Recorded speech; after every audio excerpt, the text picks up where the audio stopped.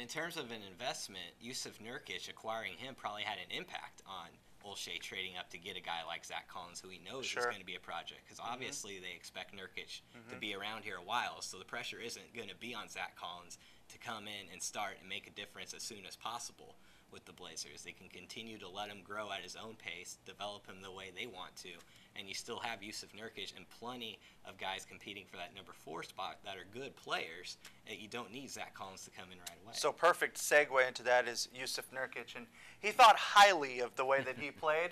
You know, he's slimmer, he's able to move a little more, and he had the quote of the night, I believe, in saying that he's too quick.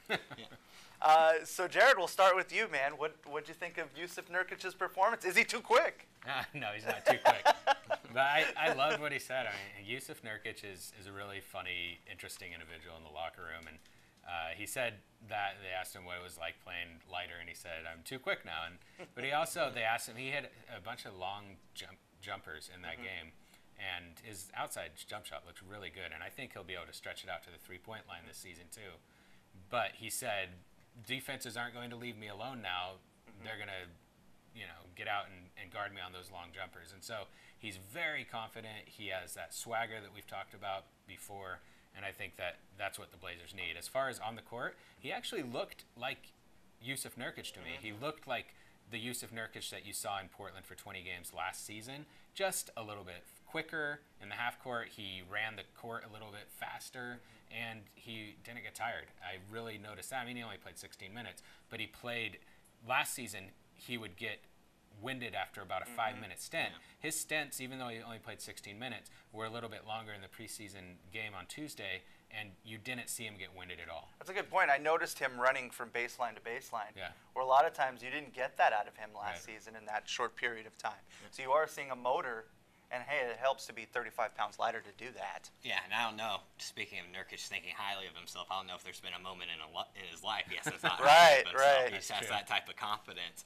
But the one move in terms that showed, I think, that new quickness was when he was posting up on that spin right block and the spin move towards the baseline that ended up with the dunk. That was filthy. I mean, he left the defender completely in the dust. The defender had no shot defending that whatsoever. And then he lost weight, but he's also still physical at the rim, as we saw with that dunk he had over Marcus Chris. That was the highlight of the night. And so you're seeing, an expansion of his game in terms of the outside shooting. And if he can knock down those outside shots consistently, I mean, Damian Lillard and C.J. McCollum together are already, dynamite. Can you imagine adding Jusuf Nurkic, who can play inside and out? That will free up some opportunities for Dame and C.J. as well. Jared, you made this point, and I just love it.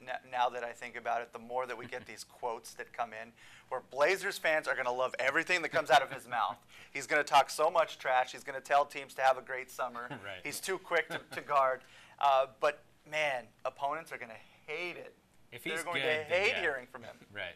I mean, he has to put it, if he's out there, say you're a fan of an opposing team, and Jusuf Nurkic is just destroying your team in the post all night, and then after the game he, talks whatever kind of smack he does, yeah, you're going to absolutely hate him, and that's just the way the NBA goes. Something else I liked that I saw from Nurkic on Tuesday is his communication. I watched that, and he was out there communicating on, offense. He thinks he gets fouled every time, he gets the ball. But also on defense, he was out there communicating a lot, and I think that that's something that will help the Blazers improve defensively. We talked about this last week, about how they can improve defensively. One way is communication. They need to be always communicating, and if Nurkic can take the lead in that, I think that's a good thing. Well, and then that communication, you also see a buy-in. I mean, this is the preseason. I remember one play, a guard got into the lane, ended up getting fouled, and Nurkic was, over at the bench yelling at someone on the bench. I don't know if it was coach, player, whatever. But when you see that type of emotion on defense in the preseason, in a preseason game, that shows this is something he's bought into, which is something the Blazers need everyone to do. Because if they're going to make the playoffs this year and maybe win a playoff series, they're going to have to be better on the defensive end. For our